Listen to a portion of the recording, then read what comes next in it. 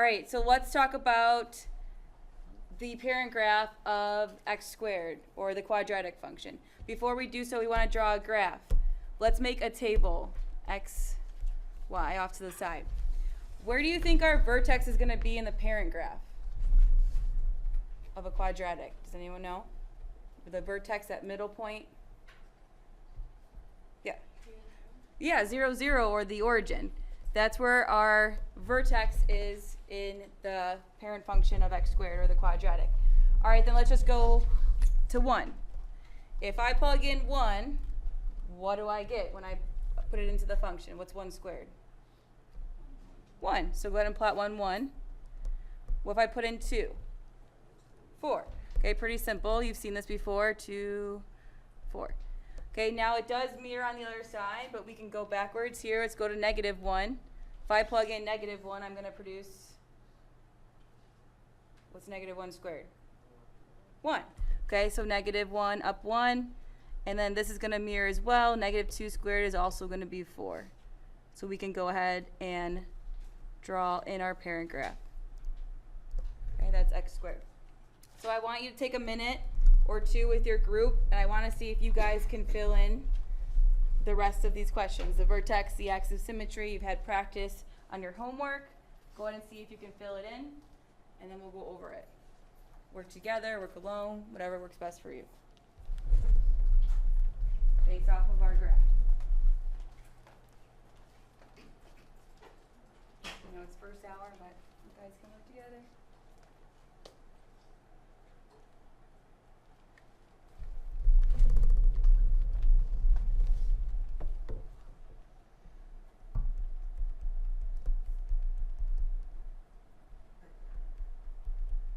It's a pretty straightforward one.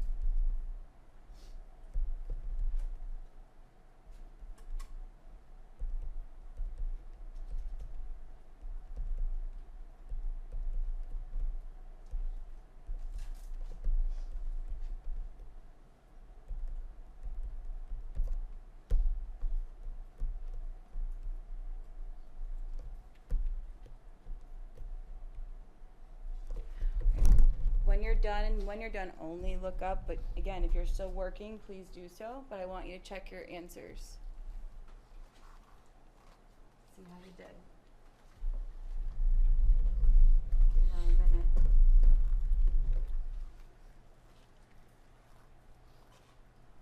And only when you're done, see if you got it right. Don't cheat yourself.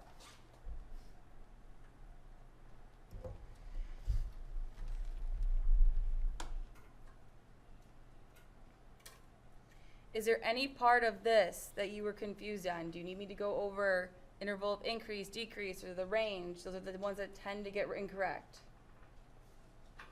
Okay, remember, the range is bottom to top, so if I put my hand horizontal here and I go, where does it touch the function first? It touches at 0 and it goes on forever. Interval of increase and decrease, I color coded for you. Remember when you go left to right, so if I put my hand at the leftmost arrow, I'm going down first, and that's why it's decrease, and then I go up, okay? And if it helps you, I was showing second hour this yesterday. If it helps you for interval of increase and decrease, if you always get those wrong, maybe put those infinities right there. If you're someone that tends to keep continuously getting the interval of increase and decrease wrong, it might help you to put these infinity signs here. Because when you go left to right, -infinity to 0, 0 to infinity. Okay, because some people will put infinity here because they think it's going up, but really you're talking about the x values. So be careful with that.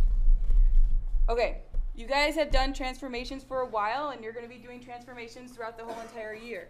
Let's talk about each one.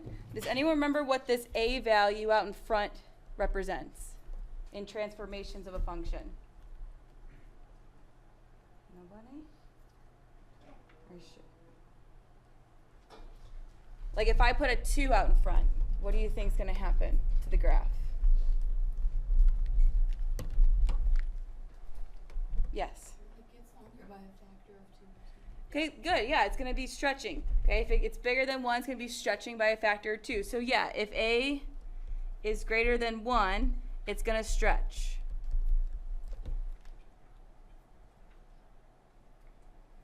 Okay, and then if a is less than 1, we're going to compress. Okay, so like a 1/2, it would compress. Think stretching, if you had a rubber band, you'd be stretching it up. If you had another rubber band and you compressed it down, it would get wider and fatter.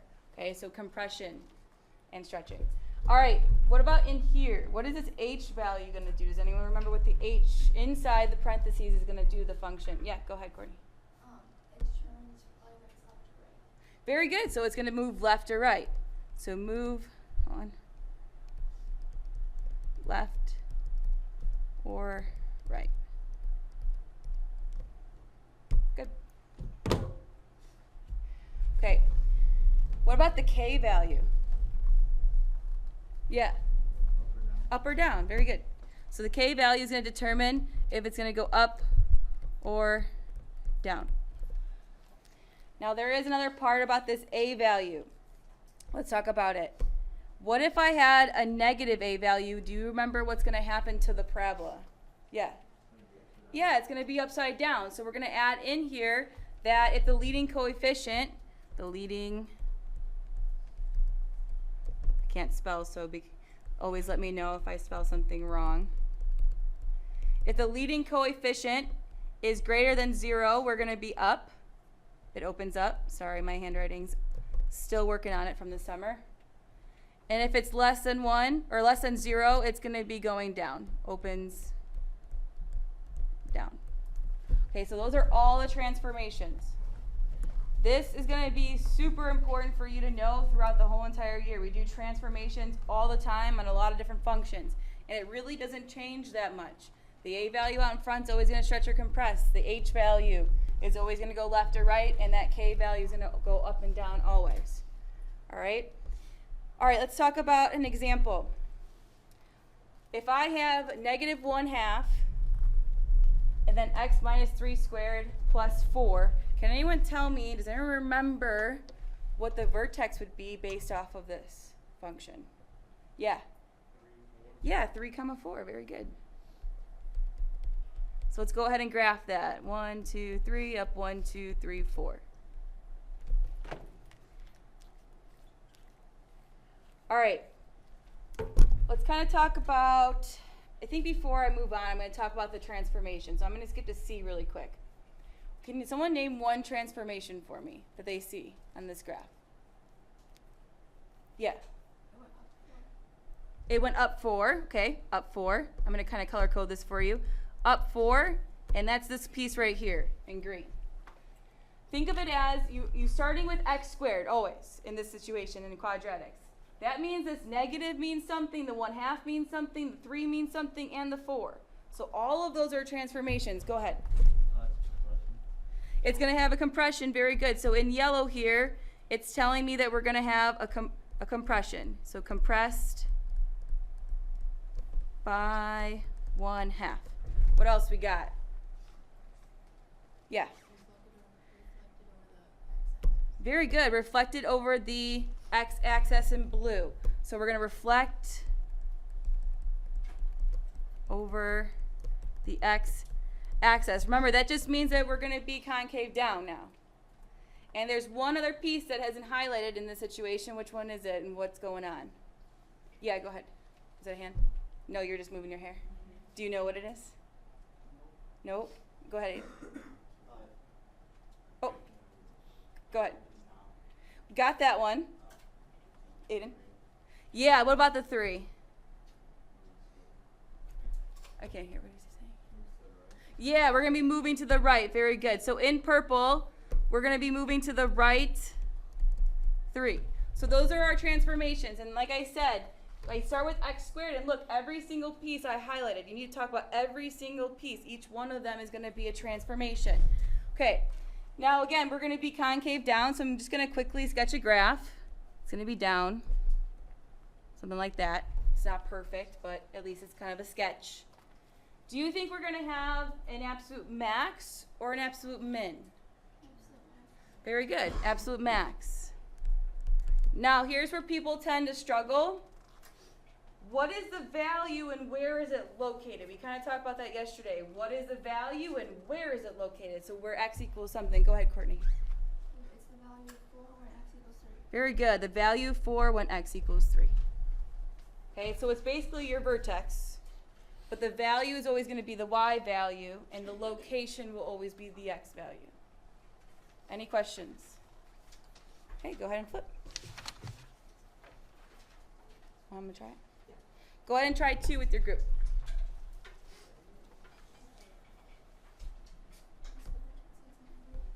Now leave this one up as an example so you can kind of look at it. If you like highlighters, we always have a bunch up here. I highlight a lot. I'm a highlighter. I like visuals. Ask one of us for help if you're struggling. Answer your group members if they ask questions.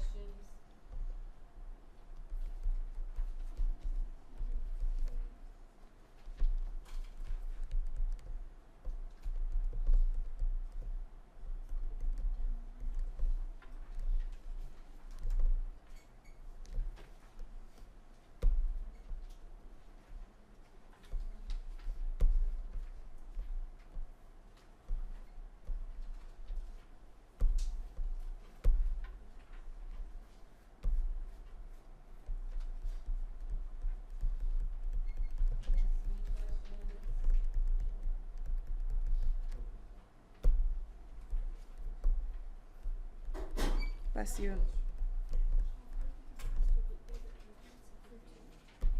Today we're just making sketches of these graphs.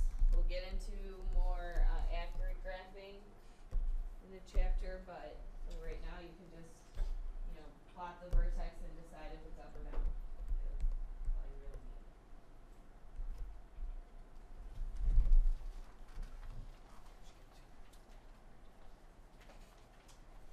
It's really crucial that you start remembering these transformations.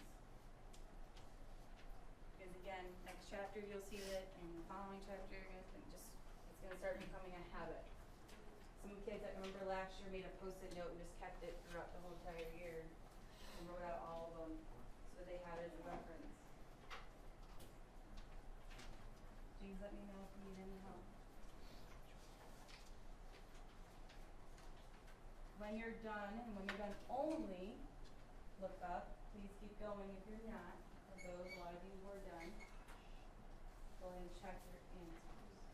Yep.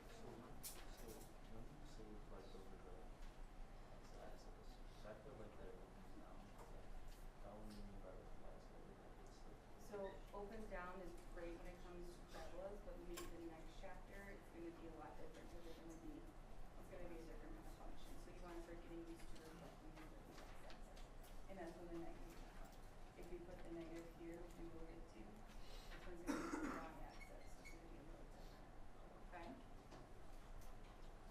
I know a couple people. I've seen it a couple times in a couple of people's papers where they put opens down, and that's okay in a way and for parabolas, but when we get to higher functions, opens down really isn't going to apply because we're going to have different functions that look like this.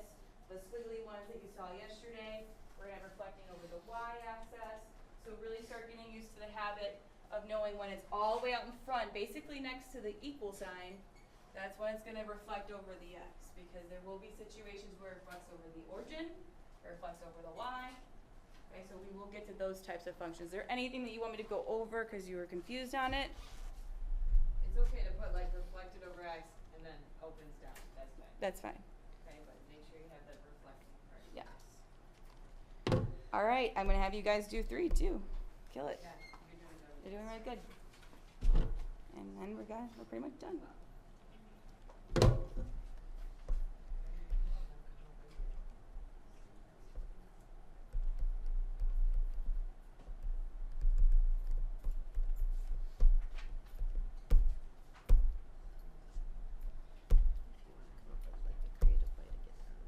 Okay. Yeah, I will. I had some weird ones. I did some weird ones. I think yesterday I did like who has the smallest pinky. They're like, what? You're all just like, but it got them to like be close to each other. So someone needs to come up here. Okay. 2 people. One come up here, one go up here.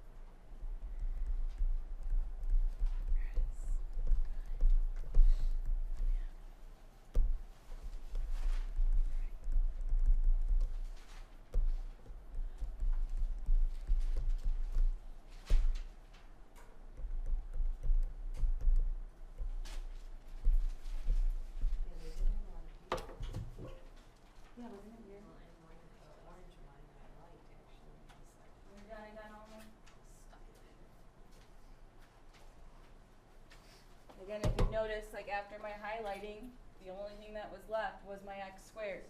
Okay, it kind of gets you in that habit of knowing what the parent function is and noticing that there's 3 different things going on, so there's 3 different transformations. If you're struggling with it, please let us know. We're going to do a little bit of an activity. Does anyone have any questions on this one? Is it starting to come back to you? Yeah. How do you know if it's, how do you know if it reflects down? Good question. Reflects down is when there's a negative all the way out in front by that equal sign right here. Okay, this one did not have a negative all the way out in front, so we're good to go. So it's going to open up. Good question. All right, so this is going to be a little strange. The person with the shortest thumb, so yeah, you gotta okay, the shortest thumb, because I have little stubs, so I would lose right here. Please come up and grab your supplies that you're gonna need. I know it's super awkward and super weird, but see who has the shortest thumb. Fingernails count. Fake fingernails? Fake fingernails count. Okay, shortest thumb, come up here, and then you need someone else. She's like, I'm not into that. I'm good. I don't want anything to do with that. I gotta grind it. He's the oldest.